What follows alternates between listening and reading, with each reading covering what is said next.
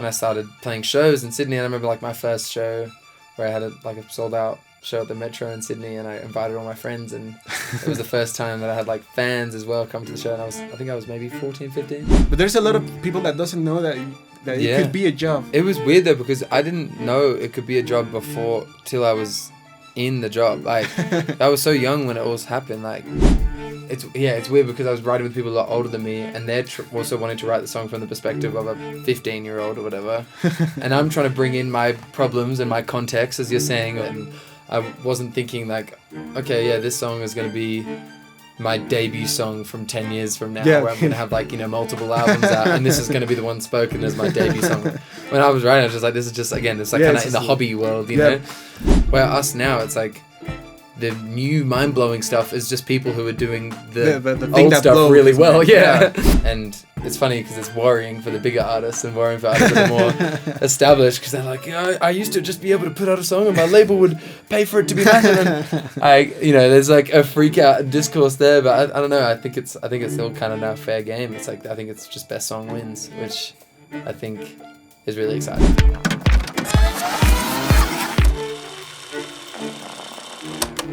Hey, how you guys doing? You ready?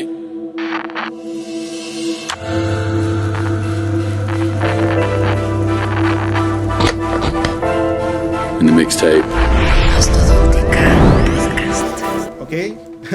Hola amigos del Mixtape, estamos de vuelta con un episodio, con un invitado muy especial que pues nos acompaña el día de hoy, a unos días de que salga, bueno, un mes casi de que salga su próximo disco. Tenemos aquí a RUEL. Hola. Gracias. First of all, I've always have like this thing of pronunciation. Yes. Because even my name, it's Munir. Munir. Right? And it's sometimes I find that people is like Munir. Yeah. Because you do have to do the back. Yeah, I really don't take it as a problem. Yeah. But I always find this problem too with some pronunciations of artists. Yeah. And I know it's your name, right? Yeah, that's my real name. It's a Dutch name. But yeah, I definitely get RUEL a lot. Raul out here. Did they call you Raul? Some people, I don't know. I've got like a few people, like a few friends, like from Mexico and Latin America, who just say Raul just because it's just like easier. And I was like, all right, fine, I'll be Raul. But yeah, no, it's just RUEL. Yeah, it's RUEL, right? Yeah, it's as it's spelt. In my opinion, that makes the most sense to just be RUEL. Like RUEL, I was like, you're doing too much. I mean, the first thing that I came approach with it, it's like in Spanish you pronounce it. We always have this thing of reading the words like they are in Spanish. Yes. So in Spanish it would be something like RUEL. Right. But it definitely it's not like that. I mean, it can be. So my other approach was like the word cruel. Yeah. So cruel. I assumed it was without the C. Yeah. Just fuel. Rule. Yeah. Right. Fuel. Cruel. So, rule. It all makes sense in English, but it's mainly people like in America or Europe that will say RUEL, and I'm like, come on, dude. It's not RUEL. Yeah, I get it. So welcome, RUEL. Thank you very much for having me. I appreciate it. No, it's a pleasure. Happy to be back here. So let me start tough, like straight up. I always like to start like, even if it sounds a little bit stupid, but from the beginning. Let's do it.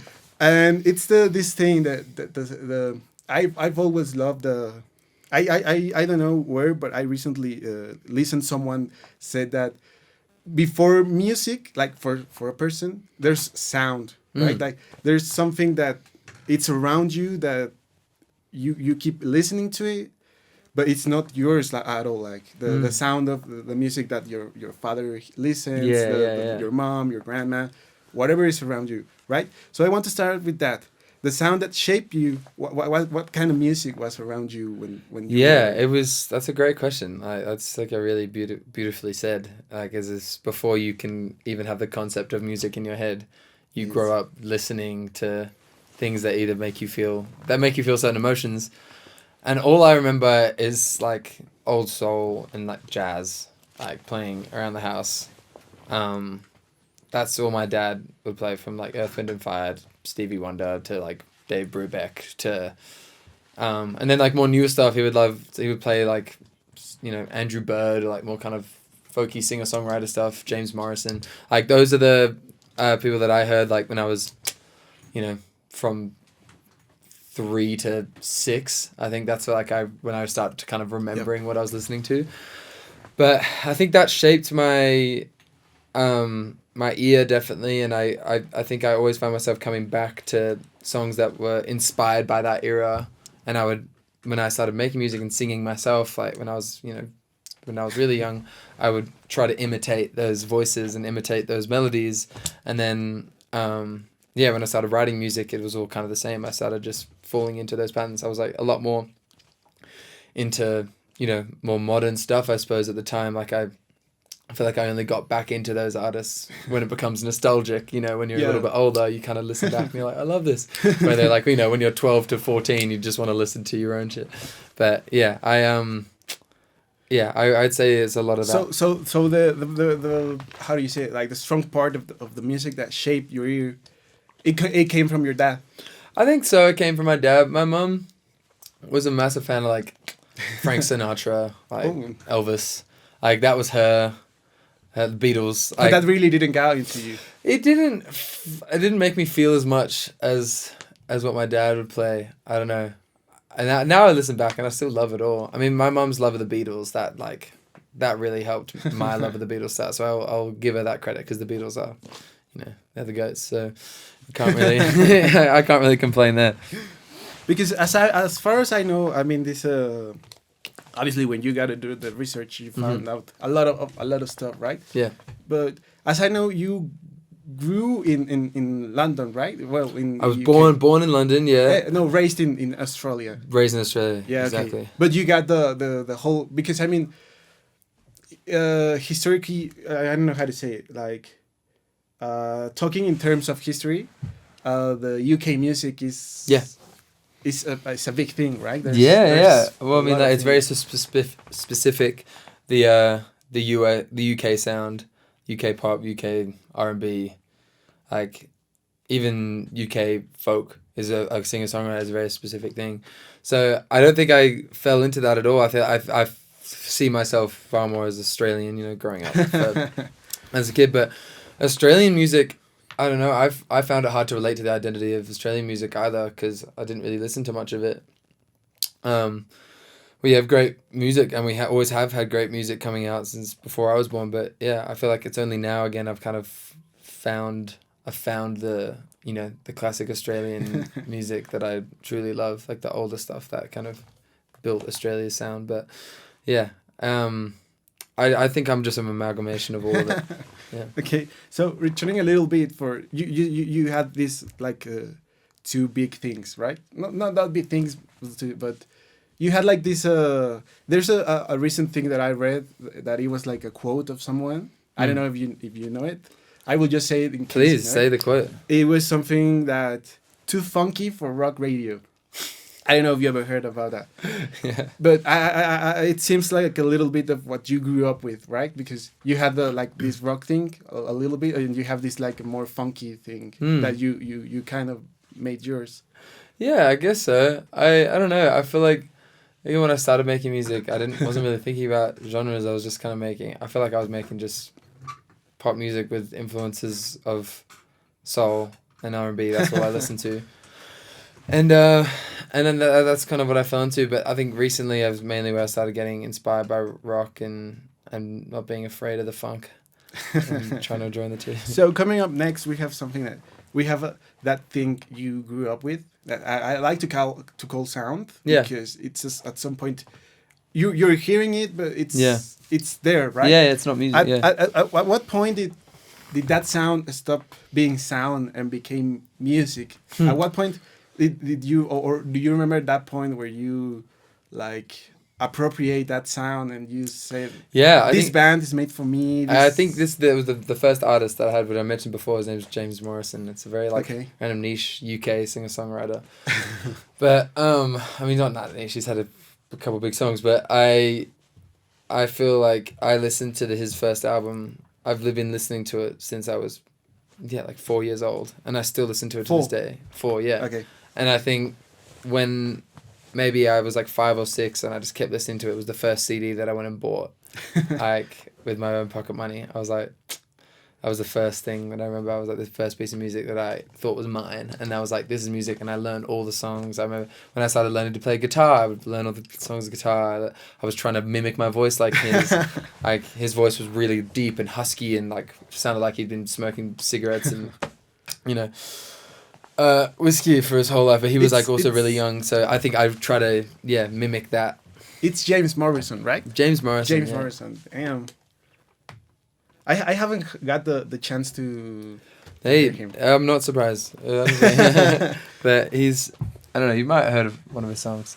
But I don't know, it's just his first album, Undiscovered. Like, it's just the one I'm just like, I think that was so monumental to me, like, as a kid. And I mean, you already said as a that you wanted to how do you say it, to mimic some of James Morrison things. And how do you think that James Morrison like, how do you say, like, pull up you to be who you are? I mean, because you have this moment too where you decided to pursue a career in music, right? Yeah. Like you first have it as a sound, then you have it as, I kind of say, music, and then you have it like how do you say it? Like a path? I don't know. Or like a job in a way, or like a. I mean, I think that's later. Because first you have it like, okay, I want to do this. Yeah. But there's a lot of people, I don't know if that was your case, but there's a lot of people that doesn't know that it could be a job. It was weird though, because I didn't know it could be a job till I was in the job. Like, I was so young when it all happened. Like, it was a point where it was just like, you know, when you go sound, then it goes to music, and then there was only an in-between where I was kind of just like, it was a hobby. Yeah. I think that's where it was for like maybe 2 years. And then I, you know, got like found a video of me singing a cover, of audio of me singing a cover, found its way to the right people and to my manager and to producers, and then it just kind of blew up from then. And from when I was 12 is when it like became a job, which is wild. And like when I say a job, like it wasn't like I was leaving school immediately, like, you know, in the mines. You didn't? No, I wasn't child labor, but I was definitely like, you know, working on it and in boot camp in a way, and like honing in on craft and like getting artist development in a way, and you know, getting hectic singing lessons, live performance lessons, like media training, you know, because I was gaining a fan base by the time I was like 14, 15. So I wanted to be prepared for it. I didn't want to just get thrown into the deep end and let it kind of, you know, consume me. I still wanted to have control. But whilst also staying in school and trying to stay in Australia with my friends as much as possible and be a kid. So yeah, I feel like it kind of blurred the lines between it being a hobby to job. And how do you think like really? I mean, you already were making songs in the hobby, right? Mm-hmm. And how did it change your mind? I mean, because there's something that I want to say. As I know, you are from 2002, right? Yes. So we are the same age. No, that's. That's something I gotta say. Yeah, man. You're 22 or 23? Yeah, I'm 23. Right. Yeah, but almost there. How did that change like your way of living? I mean, I know it's gotta be something very big, right? But that moment when you discovered, because I mean, I have the memories of when I was 12, like pretty fresh. Yeah. And I kind of put myself in your place, and I can't imagine how it could be like to discover that your hobby, that the thing you love to do, can be the thing you do the rest, not the rest of your life, but in some way it's something you can do. It was definitely like not something that I was looking really far into the future about. I was just like, I was able to understand or grasp the concept of it being an important opportunity that I should take. I think that was what it was. I was like, I was more of a thing like, I might regret this if I don't do this, and that was kind of got me over the edge. Not because I was like, I've been waiting my whole life for this moment, like, because I hadn't been waiting like a year, you know, like I hadn't been waiting at all. I just kind of, I kind of, you know, fell into it a little bit.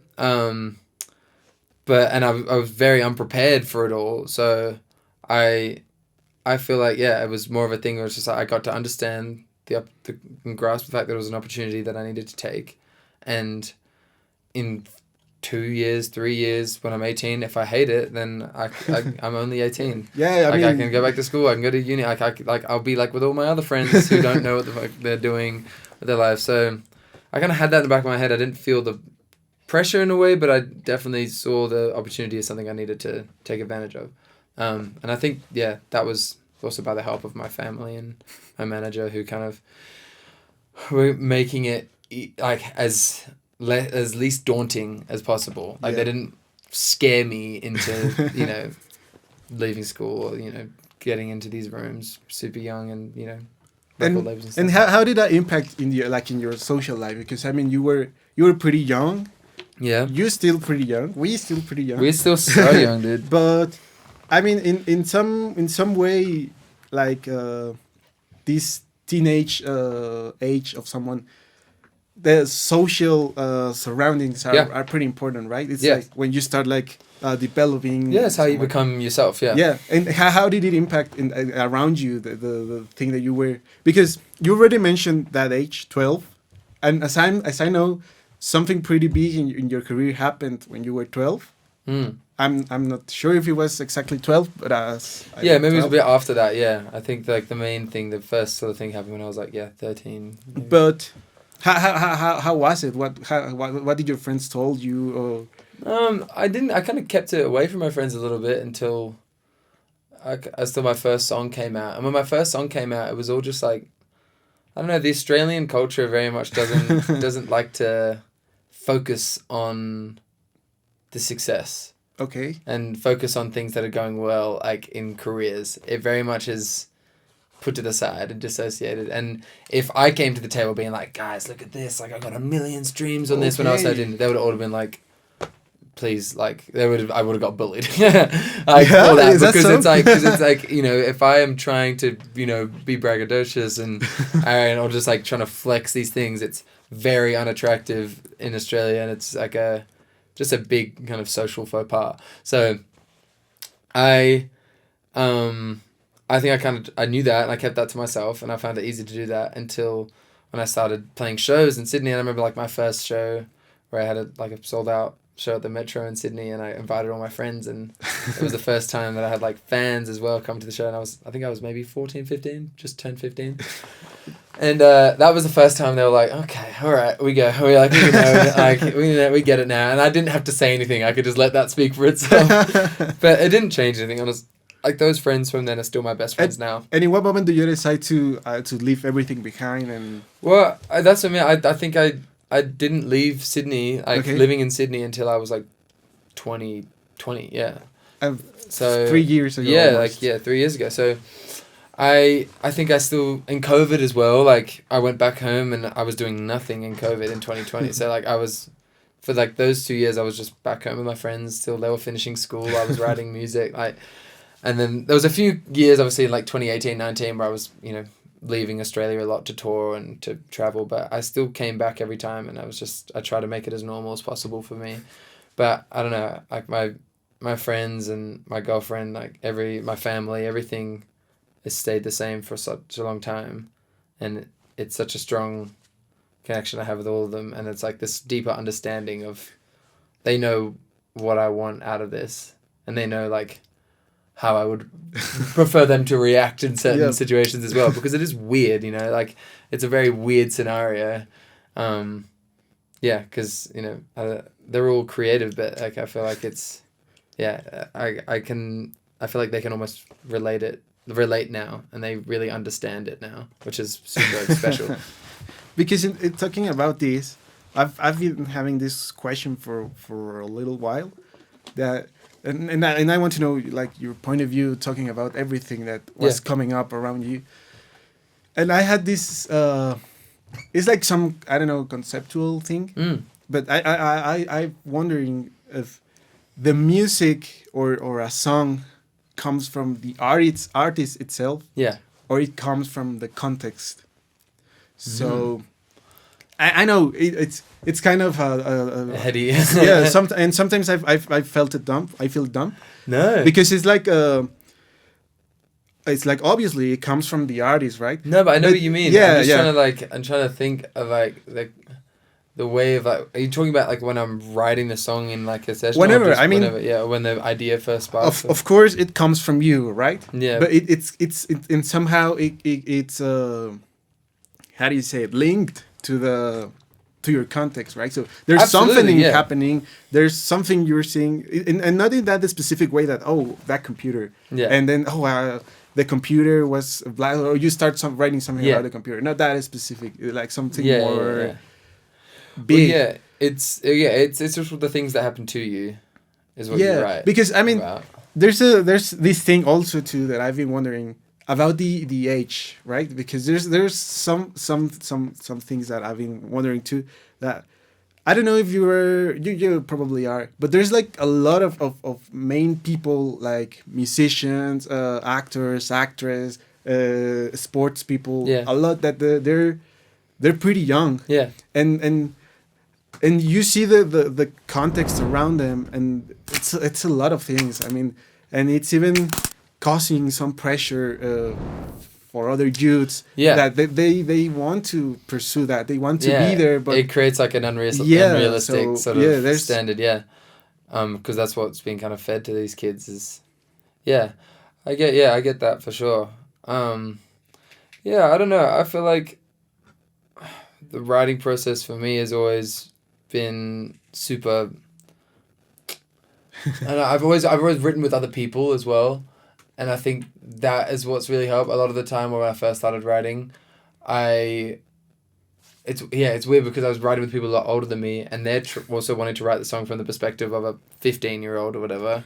And I'm trying to bring in my problems and my context, as you're saying, of like things that are happening around my life right now and things I'd like to write about and like the song that I would want it to sound like. And like that's all I really can do in these rooms, because, you know, I feel like I had, like, when at that time when I was 15, like I hadn't developed as a songwriter, so it was weird trying to bring these older people to like look through my eyes. But I feel like, I don't know, there was some magic in there because they really, I mean, the writers I was working with are so good at kind of letting me lead it and letting me kind of still be the voice and be the the director of the sessions in a way. So yeah, I don't know. It's changed a lot how I've written and how my process since, when I started writing to now. Yeah, because that's a point. I mean, I've wished I had more time to listen to your old discography. Yeah. Because I found it really interesting. The first thing that I started listening to is your debut song. It's Golden Years. Yeah, wow. Yeah, that's a debut, yeah. Yeah. So, I mean, and I really enjoyed it. And as far as I was continue listening to you, I kind of felt that growing of you that could compare. I mean, everyone is growing, right? I mean, even, I don't know, Jim Morrison, as he was growing, his sound was sounding different. Yeah. But usually this age, like, I don't know how to say it. Like, is it teenagers and then youth? Yeah. I think that's the like a huge bridge, right? Absolutely, So it's I kind of felt that the way you were growing on your age and you were reliving that part behind, it goes with your sound. And as well, I like to listen to whole albums because I mean, I don't know, but I think that's the way that someone makes the way an album, should right? be consumed. Yeah. So. The last album that I hear, I just hear like 3 songs. Like, okay, this one calls my attention, and it was like more groovy, like more. I don't know. You named recently Stevie Wonder. I don't think it's like a Stevie Wonder thing like a lot. Yeah. But you can sing. Yeah. So, how was that thing also too? You already started like to say something about it, but how was that process of, or right now, do you see like behind and probably, I don't know, Golden Years, does it still talks about you, or? I don't know. I feel like I can't even look back to that time. Like it's so, for me, I mean, it's only 10 years ago, but that's half of my life, Like, I feel like I was just such a completely different person, and especially in those sessions, I was just like, it was so, I don't know. I didn't understand the gravity of the situation. I was just kind of going in, talking about my life, and I would just kind of have fun with it. And I wasn't thinking like, okay, yeah, this song is going to be my debut song from 10 years from now, Yeah. where I'm going to have like, multiple albums out, and this is going to be the one spoken as my debut song. When I was writing, I was just like, this is just, again, it's like kind of in the hobby world, you know? So it's kind of weird, and I don't know, like that song was just such a singular moment of just like me being obsessed with like sunsets as a kid. Like that was it. And I'm just like, I wish I could live in a sunset. I wish why can't it be sunset all the time? Like that's what that song is about. And then now I feel like I wish I could write songs like that, which are just about so simple things, but I get so stuck in my head when I write songs out of it being super deep and meaningful, and like I need it to have layers between like my own philosophy and my own my own relationships, and I always feel like it has to have some sort of message that doesn't like fully and like I always try to make every song feel like a journey, but sometimes I look back and I'm like, wow, those songs that I was writing or like helping write when I was that young were just so simple. It was just about one thing, or like one thing that someone. So you found it easier to write back then than. Well, I'm not saying it was easier to write. I'm just saying the concepts were so much simpler, which maybe is sometimes harder to write because it's like, how can you write a whole song about wishing sunsets were forever? Yeah, okay, it's like that's like, how many times can you say that?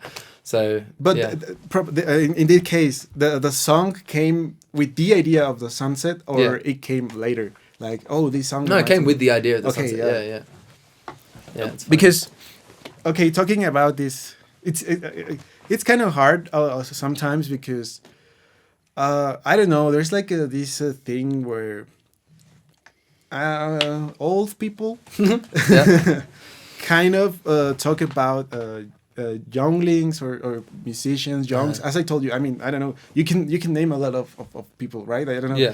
It always comes to mind this thing of Stranger Things. Yeah. Which the cast when the TV show started, they were like kids, right? Yeah. And as the seasons were going up, the cast was growing up too, right? So, but it's this phenomenon of, dude, they were. I think they're probably our age. They are our age, which I think about a lot when I watch that show. And I look back to first season. I remember watching the first season when it came out, and I was like, was I that old when I watched that season first? And it's that feeling of watching them grow. And I mean, you have this another example. I don't know, in football, at least for me, right? That you see these people, I don't know, 17 years old, and they're already playing a World Cup. Like, for example, right? It's like, it's crazy. And there's always these. Again, old people, because I'm not saying like, I'm not trying to like divide the. I don't know how to say. You're gonna get cancelled, dude. Yeah, it's not a war, right? But it's always like, what do you think about it? They always try like I don't know, like when I listen to your music, specifically Golden Years. It was like you mentioned like those golden days or those golden age, something like that, right? No. And I don't know if there's like some people that will call you like come on, man, you are 22 years old. Yeah. What do you mean about? But I mean, you have feelings. We all have feelings, right? And we all have our own perspective of like no matter how young you are. I think that's what's like the first few songs I wrote. I was trying so hard to sound older than I was, and I was like. And wanting to sound like an old soul, and like my second song that I put out was "Don't Tell Me," which is also all about just being like. Like, hey, like, don't tell me I'm not ready for love. Like, I'm ready. And I'm like, bro, you're literally 12. Like, you're so not. I look back now and I'm just like, what? Like, what are you trying to do? So pick me. But I don't know. I think there's no point, looking down on people's own perspectives because that's just how long they've lived, and it's like everyone's the oldest they've ever been. It's like no one's ever gonna think they're that young. Yeah. Okay, but because that thing you say, that this old soul thing, it's kind of a thing right now, right? Because there's a lot of I don't know. I really like music from the 80s. And whenever I cross someone who lived 80s music in his teen age, he asked me like, why do you like this music? Like it's not even from your age or something like that. But I mean, it's like probably it's this concept of old soul. I think personally it's because that music hasn't really changed since like the early 2000s. Like in a way, everything has been, I think, all the great music I feel like coming out now is clearly inspired by the 90s, 80s, 70s, or 60s. It's like, or early 2000s. That's I feel like you can really hone in on like what they were listening to, at least what decade. And now it's like us, like this new generation listening to all this new music that comes out, the stuff that we love, we're great. And then we listen back to the 80s song, we're like, wow, this sounds like yeah. like a more authentic version of the stuff that I just came out that I love. It's like where maybe back then it was changing so quickly, like between 70s to 90s music sounds so different.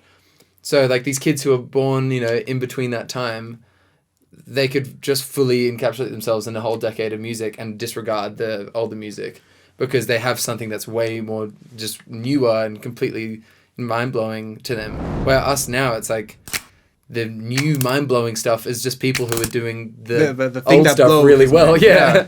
Yeah, well, I mean, you just mentioned something that makes really sense to me. Yeah. I haven't came up to that point, but it's got a lot of sense. I mean, even you can see it. I don't know. Who do you consider are the biggest, like pop stars at the moment? Biggest pop stars in the world? I mean, yeah, like if you look at the charts, it's all the powerhouse women right now. It's like that's true. Olivia, Sabrina, but if you listen to his Charlie songs, XCX, I don't know, yeah. the Sabrina, the latest album, well, you see that it's 70s disco. Yeah, and, a lot of that's what that it is. is It's in just there, like you can hear that. And then the Olivia, it's like 90s grunge. And you can even see the thing that he, I don't know if you saw it, probably yes, the thing that he came with David Byrne and Robert Smith, and I don't know who else, Weezer, I think, right? Yeah. Yeah, so I mean... It's all like, you can kind of have just a very good point. So, I don't know. It's funny. And then like Justin Bieber right now, all his last albums are just like, it's the 80s. It's like, it's all 80s. It's like, this is a great version of 80s. It's funny, you could have modern versions of it, but all music can be referenced now to like those in a decade pretty clearly. And how do you see this? I don't know if phenom is a word. I always say phenom as a thing that is happening. But how do you see this phenom like today compared, I don't know, in, let's put it 40 years, the 80s was 40 years ago. How do you see that in 40 years? How do you see music in 40 years? I have no idea. Like I've got no hot take with future music, no theory.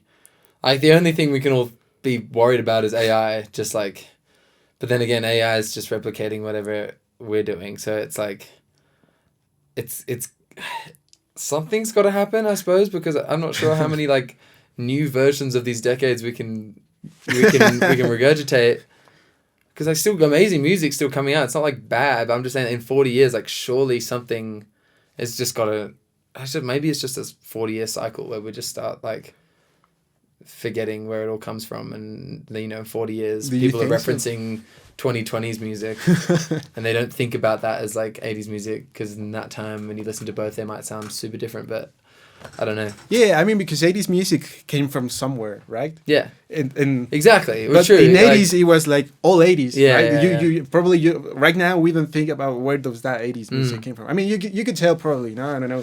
The Beatles, what else? Exactly. Rock, everything of that, no? Yeah. But, I mean, when you get to listen, I don't know, Led Zeppelin, you can't hear Michael Jackson, right? Probably, I don't know if they were inspired. I don't know. No, you're right.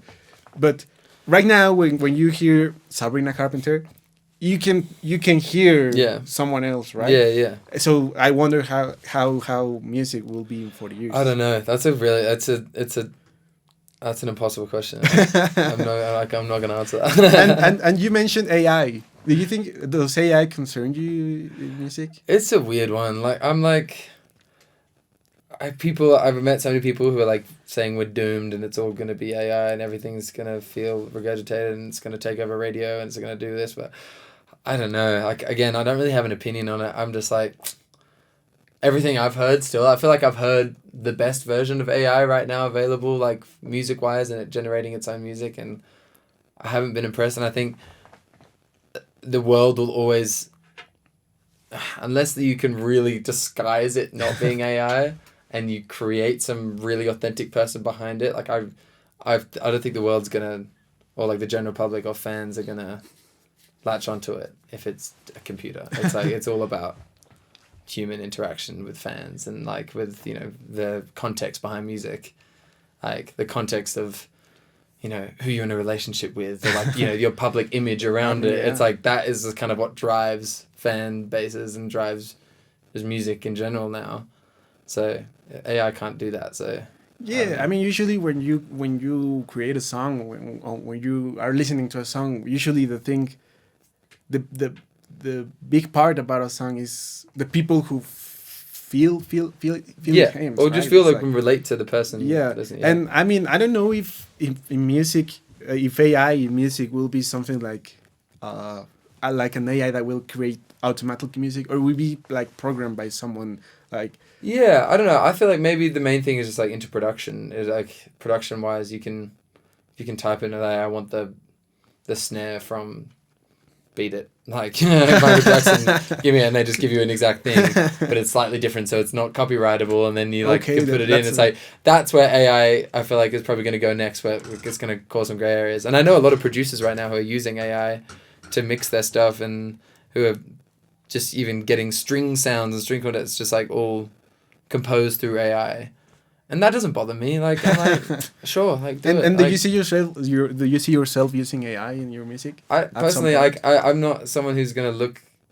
for it, mainly also because I'm not.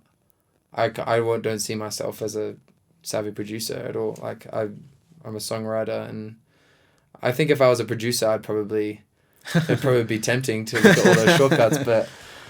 I don't know. A lot of the best producers in the world right now, I feel like are maybe a bit too. You think they're using it? Art. No, I just think they're too true to their okay. art. I think they would feel dirty.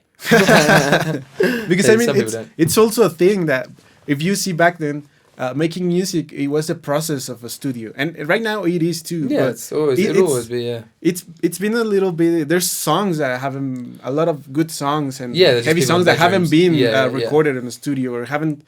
Gone through the process of a studio, right? That it's just me here sitting and I will start playing. Yeah, in a bedroom, right? So that's, I think that's part of a context that changed the way music was made, right? Because it wasn't made for, I don't know, there's this history of the importance of the microphone in music. Yeah, because it opened this way of making music to record it. Yeah. Because before that, music was for play it live, right? It wasn't recorded on a tape or somewhere. So, this thing also changed the way music was made, right? Because I don't know, talking about AI when it first came out, and we're talking about how long, like 2 years since AI has his like big boom, that you saw people using AI and you thought it was something you couldn't use at all. Yeah, I don't know if I'm getting myself to explain. No, I get you. And right now you can use it on your phone. Yeah. I mean, I could right now take it out and ask, what's a favorite color of blue, right? and it probably will drop, no? But you can make music now from your cell phone. Yeah. You know? I mean, and I don't know if this is even the process of AI and what you think, that there's a lot of people with a lot of good ideas, but probably doesn't know how to to develop them. Yeah, maybe. I don't know. I think it's just gonna keep growing, dude. I think it's gonna keep getting smarter, and that's we just gotta take it how it comes. And I think when it comes to just artist connection, again, like I was saying before, like I can't see it taking over the music industry in a extremely negative way. Like I think there will be a few things, but I don't know. I also could be so wrong, but I don't know. I'm just gonna keep writing music the way I write music in the least electronic way possible. Like I write music just with a voice memo and a guitar, and I think that's how pretty much 100% of the songs I've written that I write by myself are in that way, and that's the way I feel like I can get out my pure emotion and pure like in lyrics. I write them down, and I'm not trying to have all the bells and whistles. And right now, what are you writing about? Well, yeah, because I haven't been in the studio for a while. I finished the album, October 17th. Yep. I haven't mentioned that yet. But the next album is all done, ready to come up. Obviously, put out some singles, and I haven't been in the studio. I've just been kind of either finishing this stuff off and doing, promo and marketing, music videos and whatnot, stuff like that. That's been most of my time. So the songs that I've been writing are just in hotel rooms and... Hotel rooms? Yeah, and just and on a voice memo. And I've written 3 or 4 over the past couple weeks that I really love. And I'm they're just simple ideas that I just spend a couple hours a night working on. Yep.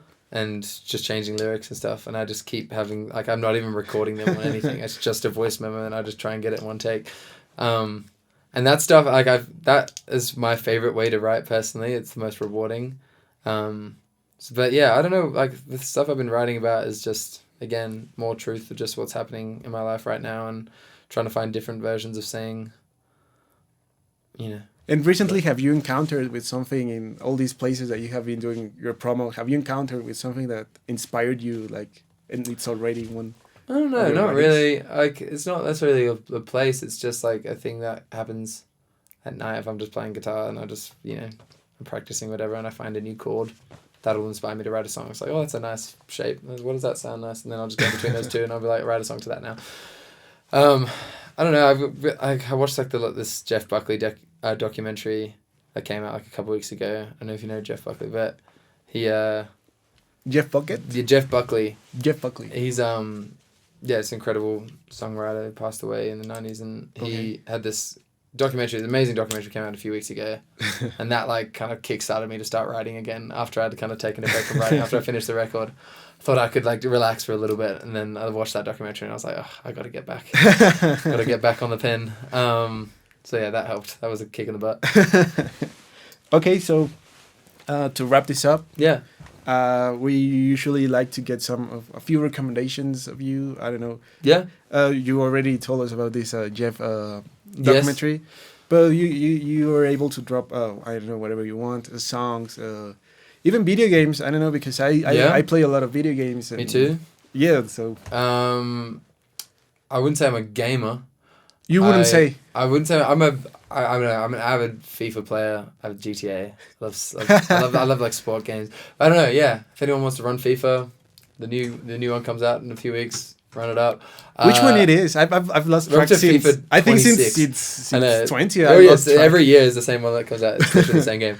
But I'll buy it and I will spend a lot of. No, I mean I find it funny. I really I like it too. I just found this. I don't know if you play this thing, the Ultimate Team thing. Yeah. When you have to. I'm sick for it. Yeah, but I found it pretty stressful. So it's very stressful. Yeah, I decided. I check it every day. Checking the market. It's the stock market, but if players that. Oh my god! Yeah, so it's embarrassing. It's probably the least attractive part about me. So maybe let's not talk about people. Let's go back to music, man. I'm gonna recommend everybody listen to some Blue Nile Hats. Okay. That album I've been crushing recently.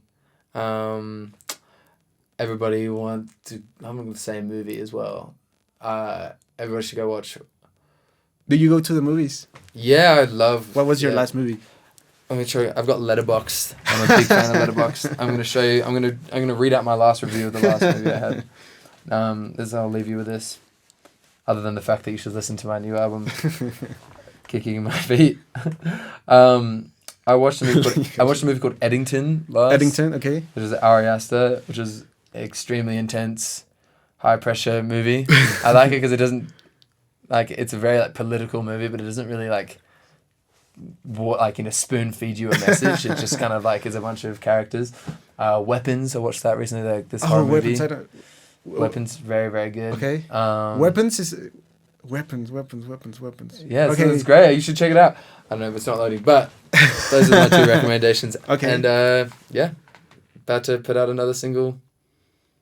And yeah. So just the last thing that I would like to ask you, as I mentioned, this thing about youths, I think I found it that it's a really big thing, because I don't know, not all of us we weren't born to be presidents, right? We are born, or we're meant to be in our specific place, always wishing for more, yes. Mm-hmm. But I mean, you can't ruin your life thinking that you want to be in there, because I mean sometimes probably you can't. I don't know, what do you think about that? I mean, what do you? Sorry, I've missed the first part of that question.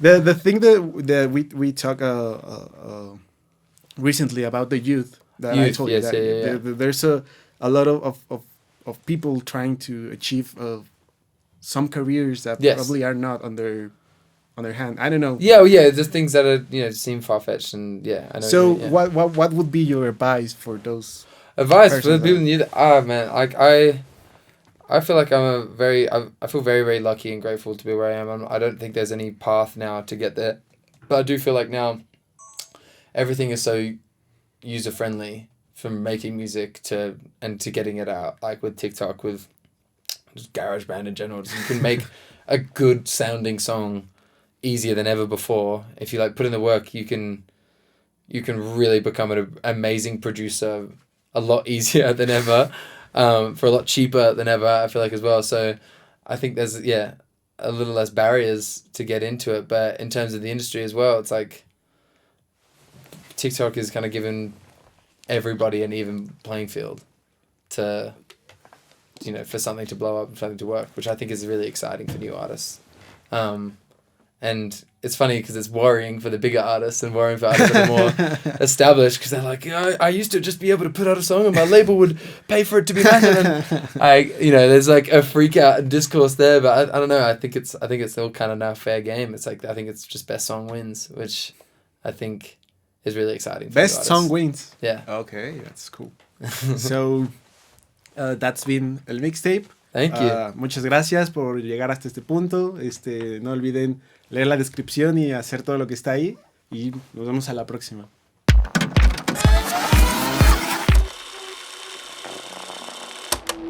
Hey, how you guys doing? You ready?